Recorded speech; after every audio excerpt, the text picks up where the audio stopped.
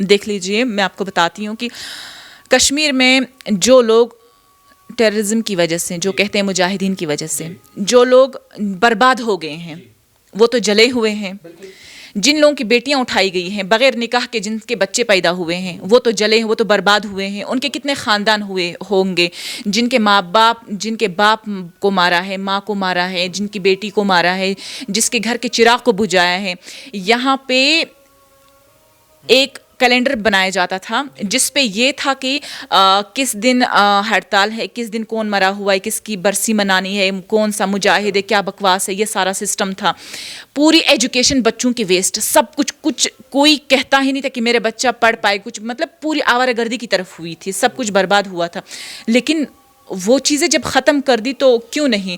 ابھی دیکھیے ہے کچھ لوگ، ابھی جیسے ہم ابھی مودی جی آئے تھے، اتنا کہیں پہ ان کا جموں میں ایسا سواگت نہیں ہوا، اتنے لوگ جموں میں بھی نہیں تھے جتنے کشمیر میں تھے. لوگ بہت چاہتے ہیں مودی جی کو، اور انشاءاللہ آنے والے صدیوں تک مودی جی ہی رہے. میں ایک مسلمان لڑکی، میں ایسا بول رہی ہوں، میں فخر فیل کرتی ہوں، فخر محسوس کرتی ہوں. جب تک اللہ پاک کا ان کے سر کے اوپر ہاتھ نہیں ہے مودی جی کو، وہ اس مقام پہ کیسے پہنچ گئے؟ جہاں ابھی فلسطین میں یہ ہو رہا ہے نا، ان کو جہادی وہاں جانے چاہیے، جہاد کا وہاں ان کو ضروری ہے. یہاں ہم اچھے سے جی رہے ہیں، یہاں ان کو کوئی جہاد کرنے کی ضرورت نہیں ہے. ہم کھا رہے ہیں اچھے سے، ہم پی رہے ہیں اچھے سے. 90 کا ایک دور تھا، 90 کا دشک تھا. گھاٹی میں اگرواد کا سورج کا ادے ہو گیا تھا. چاروں طرف کہیں بارود کی آوازیں، گن کلچر کہیں نہ کہیں جو ہے گھر گھر میں پہنچ گیا تھا. دہشت کا ماحول تھا. اس دور کے بارے میں جب آپ سنتے ہیں، جو آپ نے دیکھا ہے، اس کے بارے میں درشکوں کو بتائیے، کیونکہ اس کی کچھ چاپ ہیں جو آج بھی ہندوستانیوں کے من میں اور کشمیریوں کے من میں پڑی ہوئی ہے.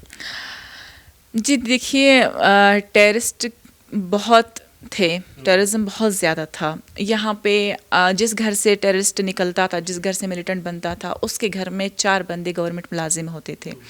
اور وہ جو ٹیررسٹ تھا وہ لوکل ہوتا تھا، تو اس کی ہر جگہ اس کی پہچان ہوتی تھی. جس گھر میں جاتا تھا جہاں وہ دہشت جو بھی کچھ پھیلاتا تھا، تو وہاں پہ اس کے کچھ کر نہیں سکتے تھے، کیونکہ اس کی ہر جگہ پہچان ہوتی تھی، ہر ایک کے ساتھ اس کی. یہاں تک کہ کشمیر کی لڑکیوں، تب کی بات کروں، ابھی 2003-2004 کی بات کروں، تو تب ایک کشمیری ناگرک کو پاسپورٹ بنانے میں کافی دقتیں مشکل ہوتی تھی. یہ ٹیررسٹ ایک فون کال پہ پاسپورٹ بنوا لیتے تھے، ایک فون کال پہ، اور وہ بھی ود ان ڈیز. ایسا پاسبل نہیں ہوتا تھا. اب کم سے کم 15-20 دن لگتے ہیں، تو تب یہ اتنی جلدی. تو ان کے ساتھ سب کہیں نہ کہیں، ان کے ساتھ سب نہ یکجہتی تھی ان کی. بالکل ہاں، کنیکشن تھا، اور بہت اچھا والا کنیکشن تھا. اتنا ماں باپ کا بھی نہیں ہوتا ہے، بیٹے کا بھی نہیں ہوتا جتنا ان کا تھا. تو اس چیز کی وجہ سے یہ چیزیں تھیں، اور کافی لوگوں نے بہت کچھ سہا ہے اس میں، بہت کچھ سہا ہے. بہت لڑکیوں کو انہوں نے برباد کیے، بہت گھر انہوں نے برباد کیے ہیں، بہت لڑکیوں پہ انہوں نے کتنے نام لگائے. پبلک نہیں جانتی ہے، لوگوں کو نہیں پتا کہ اس لڑکی پہ کیا گزری ہے، یہ لڑکی کہاں سے کہاں پہنچی اور کیسے پہنچی ہے. لوگ تو اپنے مشورے دیتے ہیں، اپنا کچھ بولتے ہیں.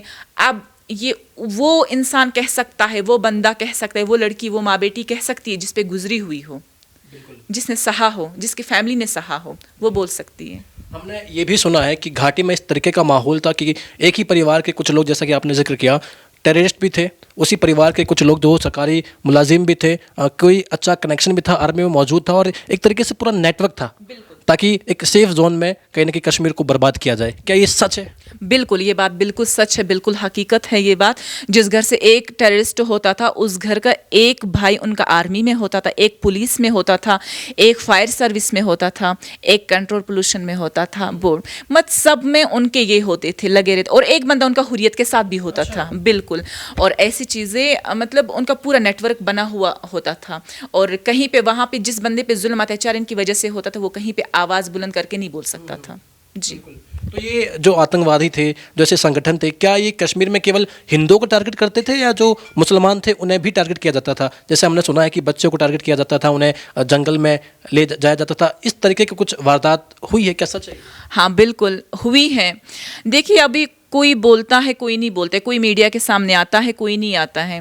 ابھی میں یہاں پہ ہمارے کشمیر میں ملٹی کلچر ہے. یہاں پہ شینا بھی ہے، یہاں ہنزا بھی ہے، یہاں بلوچی بھی ہے، یہاں پٹھان بھی ہے، یہاں افغانی بھی ہے. اور اس کو کشمیر اس لیے کہا جاتا ہے، شاید لگا ہے کہ یہاں صرف کشمیری ہے. یہاں کشمیری صرف نہیں ہے، یہاں الگ الگ کلچر ہیں. اور یہاں پہ وہ بھی ہے، گجر بھی ہے، بکروال بھی ہے، پہاڑی بھی ہے. لیکن مین جو ہے وہ جو میں نے آپ کو بتا دیا یہ ہے. اب میں آپ کو بتا دوں، کچھ دن پہلے جب مودی جی آئے تھے تب میں نے وہاں پہ پشتو میں کچھ باتیں کی تھی مودی جی کا سواگت کے لیے، کیونکہ وہ میڈیا والے سارے مجھے جانتے ہیں سب. تو انہوں نے مجھے کہا تو میں نے پشتو میں 2-3 باتیں کی، یہاں تک کہ ہمارے وہاں پٹھانوں کو اتنی دقت ہوئی ہے میرے بولنے سے کہ اس نے اس طریقے سے مودی جی کا سواگت کیوں کیا. اور بہت کچھ مجھے کہا اور بہت کچھ مجھے فونوں پہ سننے کو ملا. تو ان لوگوں کو یہ وہ لوگ ہیں نا جو بول رہے ہیں جن کے گھر میں ٹیررسٹ تھے، یہ وہ لوگ ہیں. اور یہ ٹیررسٹوں کے رشتہ دار ہیں، یہ وہ لوگ بولتے ہیں، باقی عام آدمی نہیں بولے گا.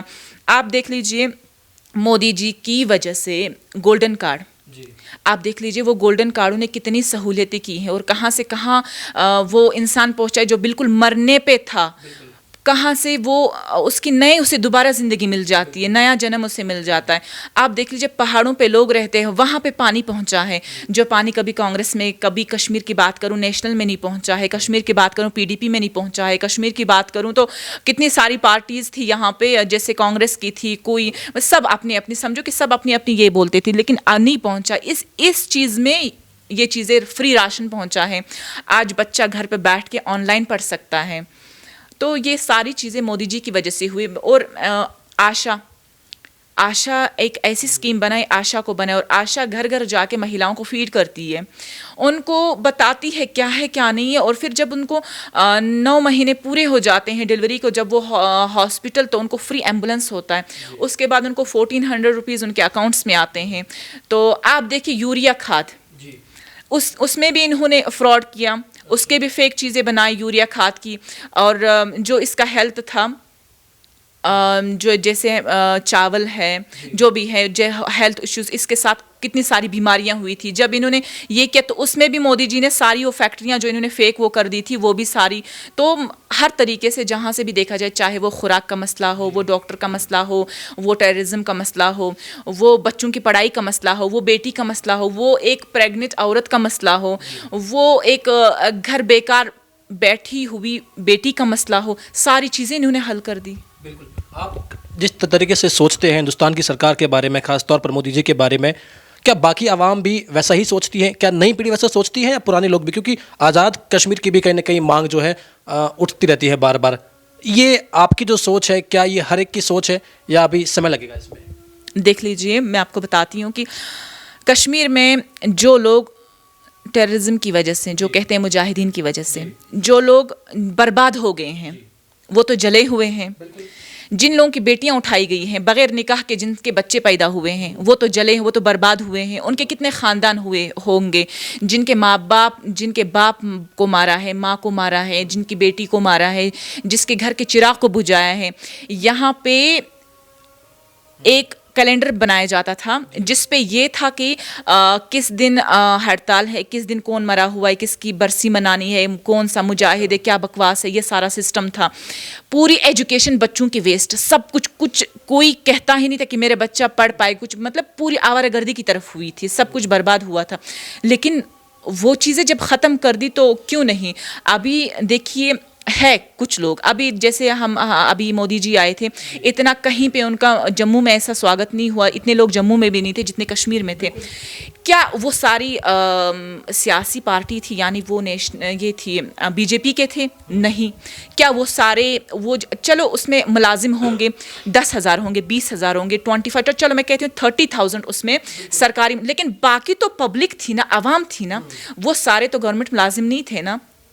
تو کہیں نہ یہ آپ کو اس چیز سے اندازہ آپ لگا لو کہ لوگ بہت چاہتے ہیں مودی جی کو، اور انشاءاللہ آنے والے صدیوں تک مودی جی ہی رہے. میں ایک مسلمان لڑکی، میں ایسا بول رہی ہوں، میں فخر فیل کرتی ہوں، فخر محسوس کرتی ہوں. جب تک اللہ پاک کا ان کے سر کے اوپر ہاتھ نہیں ہے مودی جی کو، وہ اس مقام پہ کیسے پہنچ گئے؟